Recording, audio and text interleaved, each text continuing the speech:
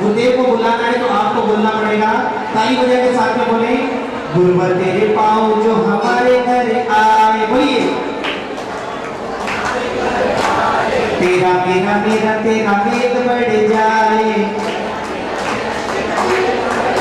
और बिल्कुल बगल में मकान हमारे घर। अब आप बोल रहे हो कितने डींगे फेंक रहे हो, बिल्कुल बगल में मकान हमारा घर तो वहाँ है, किसी का वहाँ है, किसी का वहाँ है।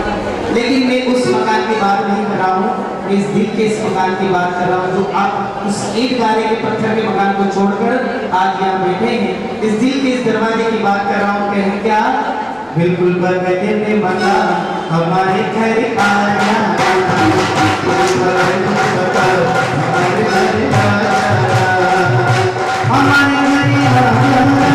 हमारे घर आया।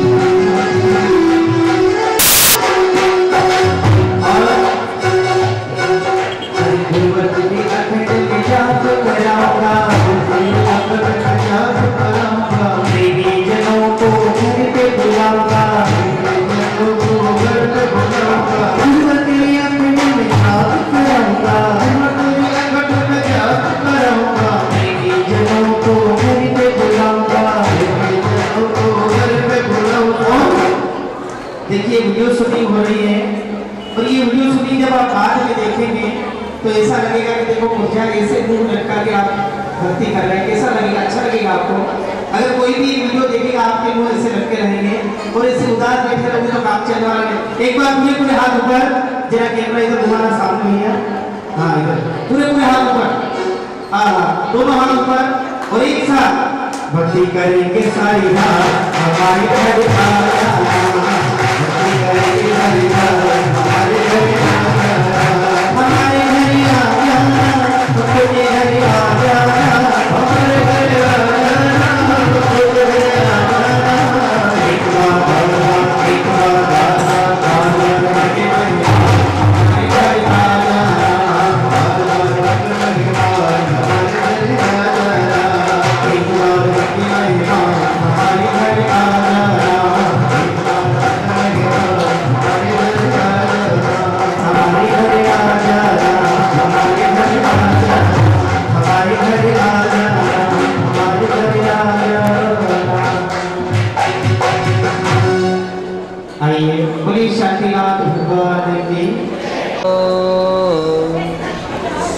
मंगलम गौतम प्रभु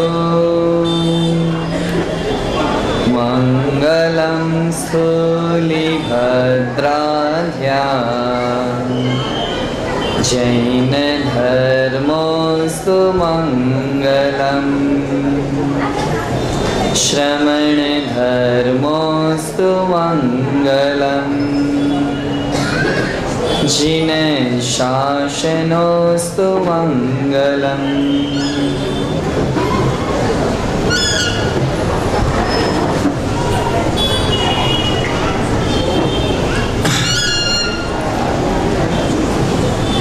एक क्रिश्चियन बहन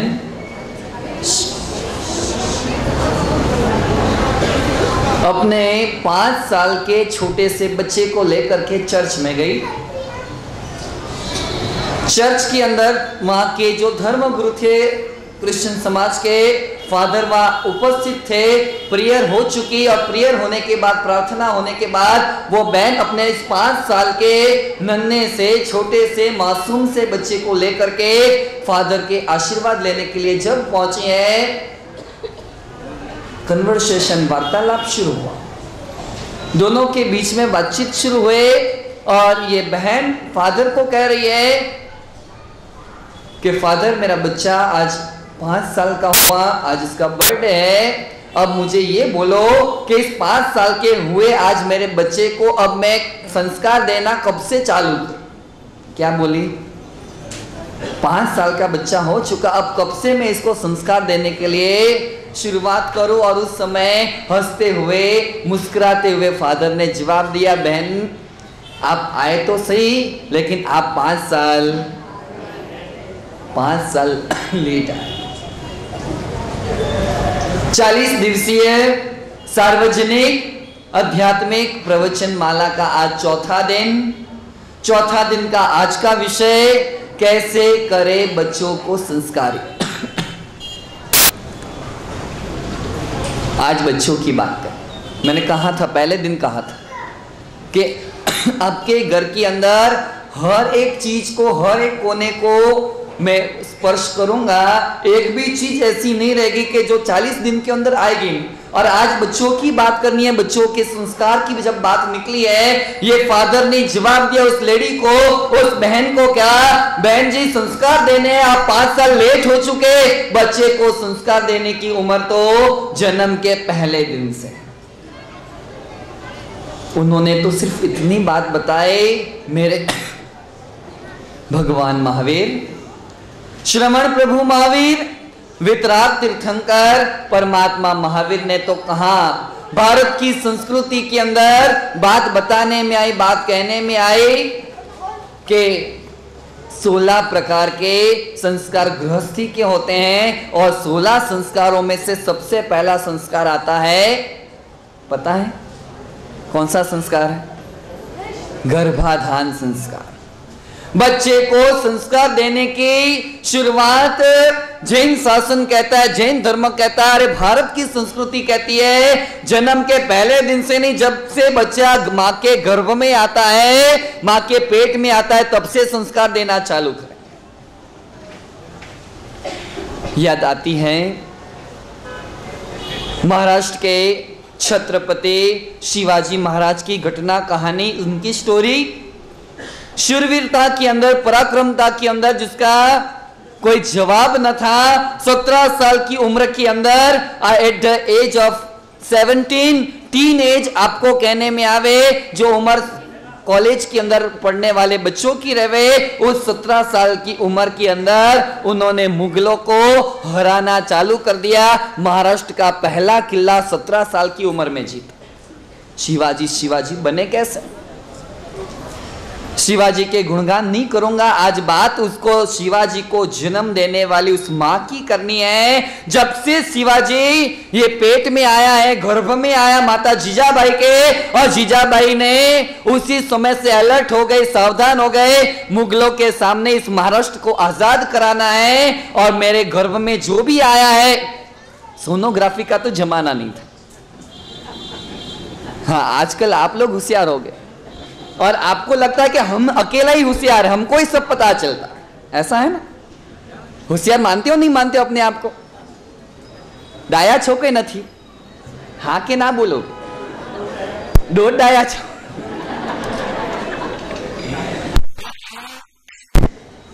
एक बात आपको पता नहीं होगी, फॉर योर काइंड इंफॉर्मेशन, आपकी जानकारी के लिए, आपको नोटिस में आ जाए इसलिए एक बात बता दो, सोनोग्राफी की मशीन का आविष्कार तो कुछ साल पहले हुआ, 25, 30, 40 साल पहले हो गया, आई डोंट नो, पता नहीं मुझे एग्जैक्टली, लेकिन मेरे महावीर ने तंदुल वियाल्य सूत्र नाम के 45 आगम में से एक आगम जिसका नाम है तंदुल वियाल्य सूत्र, इस आगम के अंदर परमात्मा ने गर्भस्थ अवस्था की बातें बता दे। गर्भ में आया हुआ जीव 1 वीक का होवे तब कितना होवे, 15 दिन का गर्भस्थ शिशु कैसा रहे, 1 महीने की प्रेगनेंसी के पेट की अंदर की पोजीशन कैसी रहे, 2 महीने का गर्भ कैसा, 3 महीने का गर्भ कैसा पेट के अंदर रहा हुआ, 4 महीना, 5 महीना, 6ठा महीना, 7वां महीना, ये गर्भ की पोजीशन में क्या क्या चेंजेस आते जावे, ये सारी की सारी बातें आज से 2600 साल पहले मेरे महावीर ने तंदुल वियाल्य सूत्र नाम की आगम में बता। बात अपनी चल रही है, मूल पॉइंट की बात करें, शूरवीरता और पराक्रमता वाले शिवाजी को जन्म देने वाली वो मां जीजाबाई, जिसने प्रेगनेंसी स्टार्ट हुई है, शिवाजी गर्भ में आया और उस दिन से, उस समय से, उस पल से, उस घड़ी से महाभारत का पारायण करना शुरू कर दिया, रामायण के सुंदर कांड का पठन करना चालू कर, दिन में भी करे, शाम को भी करे, रात को भी करे, ज्यादा से ज्यादा शूरवीरता के पाठ गर्भस्थ रहे हुए शिशु को पढ़ाना शुरू हुआ और ये बच्चा पैदा होकर के 17 साल की उम्र के अंदर पहले युद्ध के अंदर विजयी बना, महाराष्ट्र के पूना जिले को सबसे पहला 17 साल की उम्र में उसने आजाद कर दिया।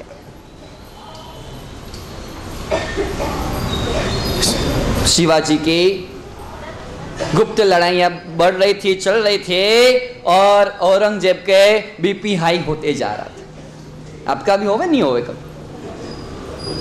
मुंडी तो हिलाओ भी, हाँ होवे तो हाँ बोलो, ना होवे तो ना बोलो। औरंगजेब को टेंशन पे टेंशन बढ़ते जा रहा है। मुगल सरताज, दिल्ली का बेताज बादशाह, भारत भर के अंदर अपनी हुकूमत चलाने वाला एक सामान्य 17 साल का लड़का उसको हरा देवे, अहंकार को क्या लगा? हाँ, कई जगह मैं भी देखता हूं, बड़े अपने आप को कुछ खास समझते हैं, छोटा उनसे अच्छा काम करे, ज्यादा काम करे, उनसे एक स्टेप आगे बढ़ने की कोशिश करे, तो बड़ों को करना कुछ भी नहीं, फिर भी अपना अहंकार क्या होता है, वो मेरे से आगे, वो मेरे से आगे कैसे? जीवन में कोई किसी का विकास देख नहीं पावे।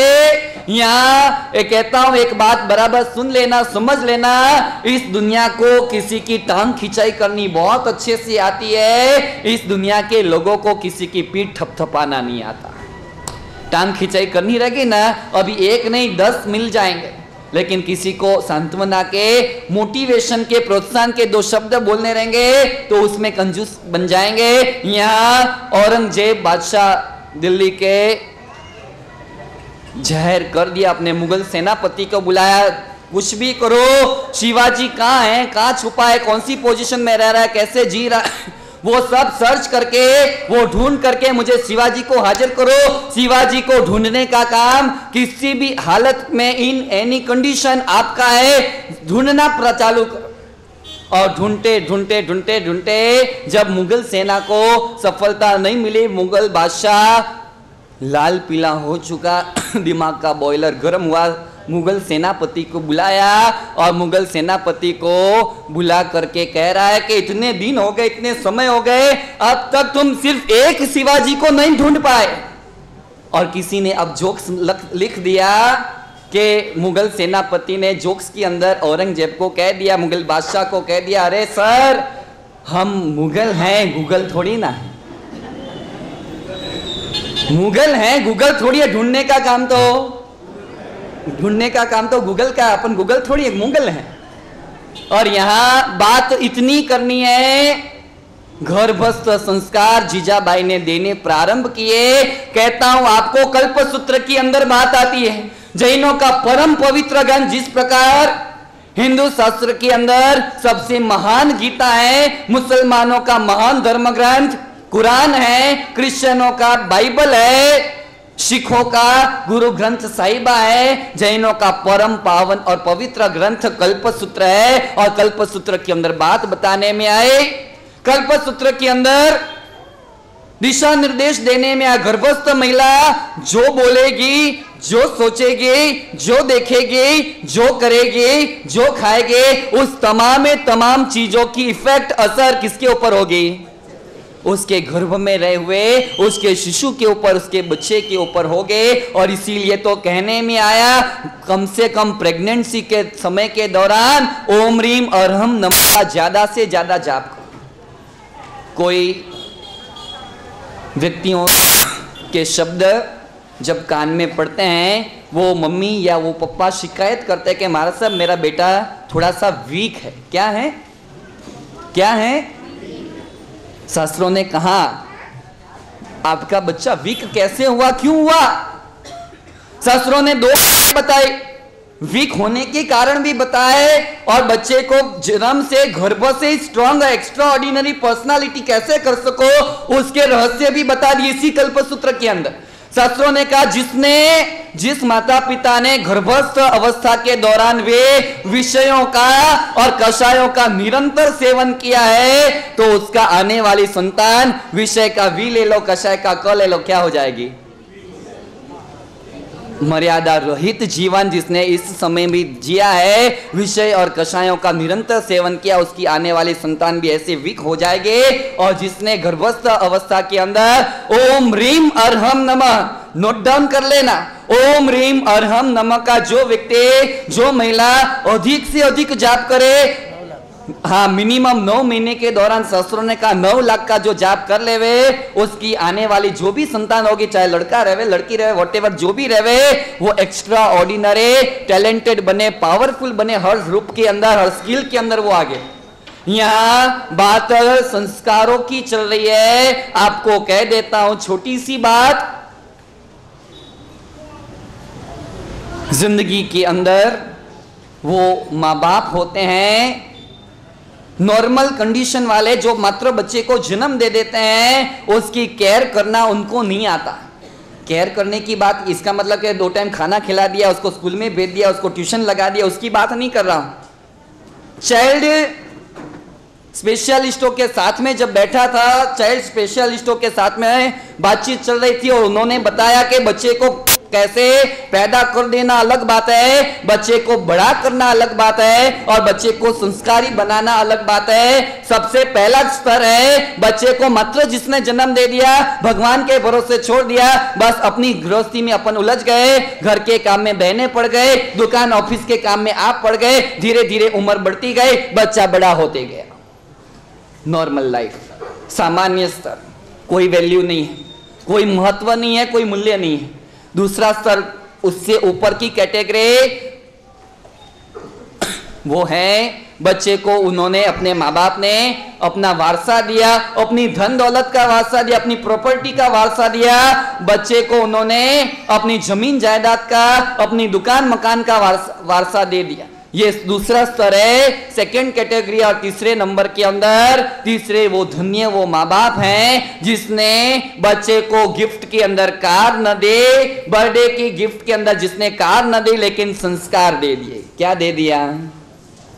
कार भले दो के न दो, आपके द्वारा आपके बच्चों को मिली गई हुई कार काम आएगी कि नहीं आएगी बात की बात है, कितना टाइम काम आएगी वो भी बात की बात है, लेकिन आपके द्वारा आपके बच्चों को दिए गए संस्कार जिंदगी के आखिरी मोमेंट तक, अंतिम समय तक, अंतिम छोर तक जीवन में काम आने वाले। यहां आज जब संस्कारों की बात करनी है, तो मैंने अभी प्रवचन में कुछ दिन पहले ही बात बताई थी, 1-2 दिन की अंदर की बात है।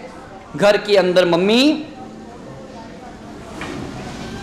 रसोई के काम कर रही है, किचन के अंदर कोई काम कर रही है, और ये छोटे छोटे बच्चे 3 साल के 4 साल के बच्चे आ करके वो उस मम्मी को परेशान कर रहे हैं, अलग अलग डिमांड कर रहे हैं, अलग अलग रो रहे हैं, चिल्ला रहे हैं, उठ बैठ कर रहे हैं, और बच्चे की परेशानी से तंग आकर के वो मम्मी ने उसमें हाथ में क्या थमा दिया? एक ही चीज है आपके पास, हाँ, खिलौने तो जमाने बंद हो गए और बच्चे के हाथ में मोबाइल थमा दिया। 2 साल का बच्चे को आपने मोबाइल दे दिया, 3 साल के बच्चे को मोबाइल दे दिया, वो मोबाइल ले करके सीधा बटन, अलग अलग बटन प्रेस करते जा रहा है। आपको पता नहीं है। आपको कह दूं, आज आपने बच्चे को मोबाइल नहीं दिया, आपने उस 2 साल के 3 साल के बच्चे के हाथ में टाइम बॉम्ब दे दिया। क्या दे दिया? उसके अंदर से जो निकलने वाले रेडिएशंस हैं, वो बच्चा जिसके अभी तो अंग नाजुक हैं, अवयव उसके शरीर के सारे अवयव अभी कोमल हैं, नरम हैं, मुलायम हैं, उनके हाथ में ये रेडिएशन निकलने वाले मोबाइल हाथ में दे दिए। अरे बच्चों की बात छोड़े, बड़ों की मैं बात करूं ना, हमेशा मैं कहता हूं कि मोबाइल रखो भले, लेकिन मेहरबानी कम से कर अपने ऊपर के शर्ट के पॉकेट में मत रखें।